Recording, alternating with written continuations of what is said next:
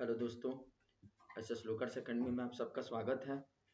आज के इस वीडियो में मैं आप सबको तुमुल कोलाहल कला में पाठ का सब्जेक्टिव क्वेश्चन बताने वाला हूं। इसके पहले वीडियो में मैंने आप सबको इस पाठ का ऑब्जेक्टिव क्वेश्चन बताया था। तो अगर आप सभी लोगों में से उस वीडियो को अगर कोई नहीं देखा है तो आप सभी लोग पहले उस वीडियो को ज़रूर देखिएगा। तो चलिए हम लोग शुरू करते हैं आज की इस वीडियो को, जिसमें पहला नंबर प्रश्न है हमारा, हृदय की बात का क्या कार्य है। इसका उत्तर होगा, जब हम अत्यधिक कोलाहल, कलह, अशांति और परेशानी में घिरे जाते हैं उस समय हृदय की बात का कार्य है हमारे मन को शांति और आराम पहुंचाना। जब हमारा दिमाग सोचकर परेशान हो जाता है, थक जाता है, उस वक्त जो विचार हमारे दिमाग को शांति देती है वह अच्छे विचार ही हृदय की बात का प्रतीक है। तो यह हमारा पहला नंबर प्रश्न का उत्तर है कि हृदय की बात का क्या कार्य है। तो हृदय की बात का कार्य हमारा कि जब हम अशांति होते हैं, परेशान होते हैं, तो हृदय की बात हमारा क्या करता है, मन को शांति और आराम पहुंचाता है। इसके बाद हमारा दूसरा नंबर प्रश्न है कि कविता में उषा की किस भूमिका का उल्लेख है।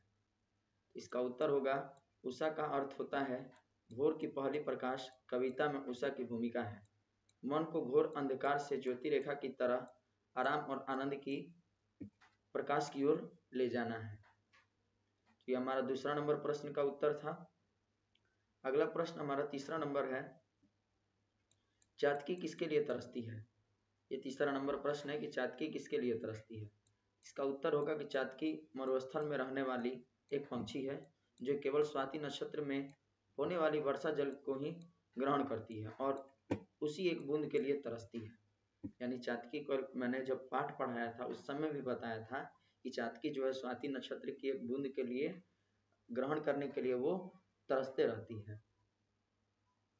इसके बाद कहा जा रहा है चौथा नंबर प्रश्न में कि बरसात को सरस कहने का क्या अभिप्राय है। बरसात को सरस कहने का क्या अभिप्राय है। इसका उत्तर होगा कि बरसात को सरस कहने का अभिप्राय यह है कि मरुस्थल की जो धरती है वह सूर्य के ताप से इतनी गर्म हो जाती है कि ज्वाला की तरह धधकती है। वहाँ जो जीव जंतु और घाटियाँ हैं उसे जीवन वर्षा के कारण ही मिलता है। बरसात होने से वहाँ की धधकती धरती को आराम मिलता है, धरती हरी भरी हो जाती है और चातकी भी वर्षा की बूंद को पाकर खुश हो जाती है। इस प्रकार सब कुछ अच्छा और सरस लगता है। नेक्स्ट क्वेश्चन हमारा पांचवा नंबर है, यह सौंदर्य स्पष्ट करने के लिए कहा जा रहा है कि पवन की प्राचीर में रुक जला जीवन जा रहा झुक इस झुलसते विश्व वन में मैं कुसुम ऋतु रात्रि मन।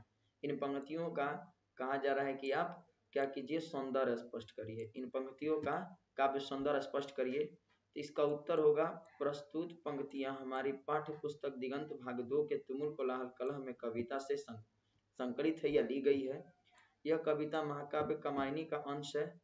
इसके कवि जयशंकर प्रसाद जी है और इन पंक्तियों में कवि कहते हैं, पवन जब ऊंची चहारदीवारी के बंद होकर रुक जाता है, जलकर झुलसकर जब मनुष्य जीवन उसके परिस्थितियों के आगे झुक जाता है, तब मन में इस झुलसते विश्व में, इस निराशा रूपी वन में वसंत ऋतु की रात तरह हूँ जिसमें उम्मीद के फूल खिलते हैं।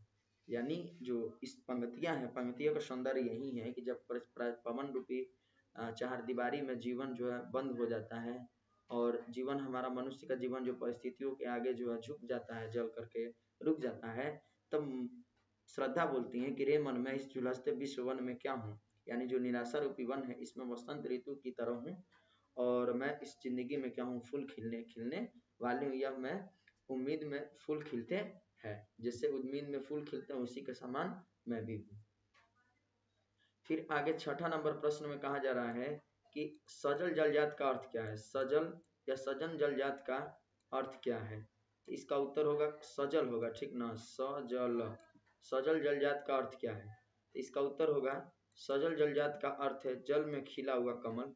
इसमें श्रद्धा अपना परिचय देते हुए कहती हैं कि जिस प्रकार कीचड़ में कमल खिलता है वह अपनी खुशबू को भी बिखेरती है, उसी प्रकार श्रद्धा भी घोर निराशा के अश्रु सर में जल में खिलने वाली कमल की तरह है। अगला क्वेश्चन सातवां नंबर है हमारा कि कविता में या कविता का केंद्रीय भाव क्या है, संक्षिप्त में संक्षेप में लिखिए। इसका उत्तर होगा तुमुल कोलाहल कलह में कविता कामायनी से लिया गया है, जिसकी नायिका श्रद्धा है जो स्वयं कामायनी है। वह हमारे मन की चंचलता को स्थिर करती है और मन की व्याकुलता को शांति प्रदान करती है, कठिनाइयों में लड़ना सीखती और एक विनम्र स्त्री का परिचय देती है। कविता का केंद्रीय भाव यही है कि इसमें जो तुमुल कलह पाठ ये कामायनी से लिया गया, जिसमें नायिका श्रद्धा है जो कामायनी का रूप है, तो वो अपने मन की चंचलता को स्थिर करती है, जो मन की व्याकुलता उसको शांत करती है, कठिनाइयों को लड़ना सिखाती है और ये एक विनम्र स्त्री है। इसके बाद 8वां नंबर प्रश्न हमारा जो है, जो कि आखिरी प्रश्न है इस पाठ का, बाकी जो 9 और 10 प्रश्न है वो एग्जाम में पूछा नहीं जाता है, इसलिए जो है उसको मैंने स्किप कर दिया है। बाकी टोटल इन 8 प्रश्नों को ही हमें हल करना है।